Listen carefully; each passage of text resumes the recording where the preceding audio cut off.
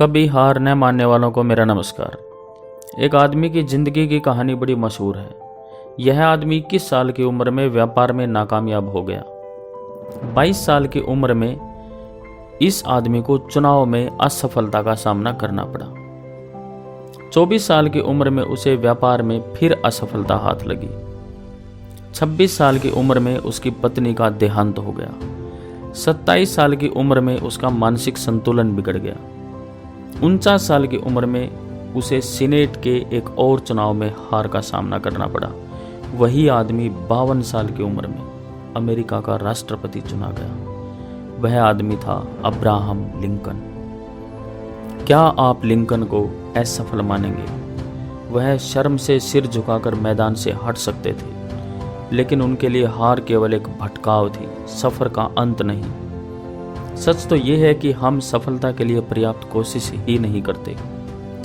हम बिल्कुल अंत समय में कोशिश उस समय बंद कर देते हैं जब सफलता हमें मिलने ही वाली होती है। वाल्ट डिज्नी जब जवानी की दहलीज पर पहुंचे तो कई अखबारों के संपादकों ने उन्हें यह कहकर लौटा दिया कि उनमें प्रतिभा ही नहीं है। एक दिन एक चर्च के पादरी ने उन्हें कुछ कार्टून बनाने का काम दिया। डिज्नी चर्च में जिस शेड के नीचे काम कर रहे थे, वहां चूहे उधम मचा रहे थे। एक चूहे को देखकर उनके मन में एक कार्टून बनाने का ख्याल आया और यहीं से मिकी माउस का जन्म हुआ। सफल लोग महान काम नहीं करते, वे छोटे छोटे कामों को महान ढंग से करते हैं। जीतने वाले बनाम हारने वाले, विनर्स वर्सेस लूजर्स।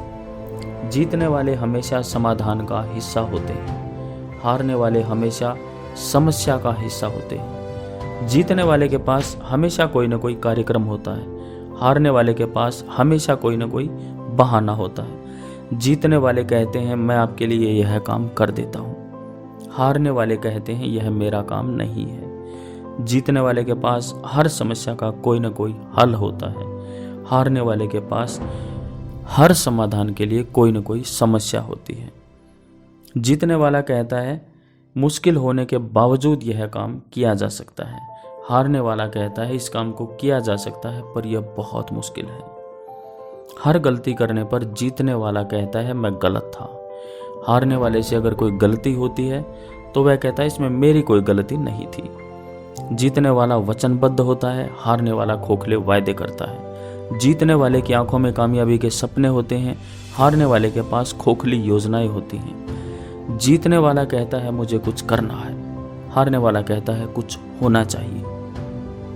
जीतने वाला टीम का हिस्सा होता है, हारने वाला टीम के हिस्से करता है। जीतने वाला लाभ को देखता है, हारने वाला तकलीफ को देखता है। जीतने वाला संभावनाओं को देखता है, हारने वाला समस्याओं को देखता है। हेनरी फोर्ड ने जो पहली कार बनाई थी उसमें वह रिवर्स गियर डालना ही भूल गए थे। महान लोग समस्याएं न होने की वजह से नहीं, बल्कि समस्याओं के बावजूद कामयाब हुए। लेकिन नकारात्मक सोच वाले लोगों को लगता है कि ऐसे लोगों को कामयाबी केवल तकदीर की वजह से मिली। सन 1914 में थॉमस एडिसन की फैक्ट्री जल गई। उस समय उनकी उम्र 67 साल की थी। वे जवान नहीं रह गए थे और उनकी फैक्ट्री का बीमा भी थोड़े से पैसों का था।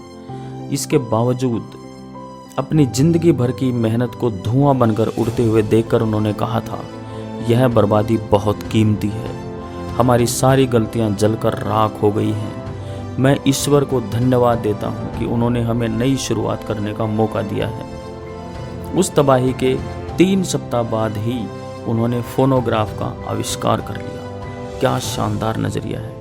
थॉमस एडिसन बिजली का बल्ब बनाने से पहले लगभग 10,000 बार असफल हुए।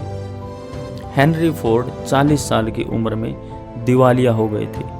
बीथोवन जब युवा थे तो उनसे कहा गया कि उनमें संगीत की प्रतिभा है ही नहीं, लेकिन उन्होंने संसार को संगीत की उत्तम रचनाएं दी। हमें रास्ते में ठोकरें जरूर लगेंगी, लेकिन वह हमारे लिए प्रेरणा भी बन सकती हैं। शकील आजमी साहब का एक खूबसूरत शेर है, यूं जमी पर बैठकर क्यों आसमान देखता है, परों को खोल जमाना सिर्फ उड़ान देखता है। दोस्तों मिलते हैं अगली वीडियो में, तब तक के लिए नमस्कार, जय हिंद, जय भारत।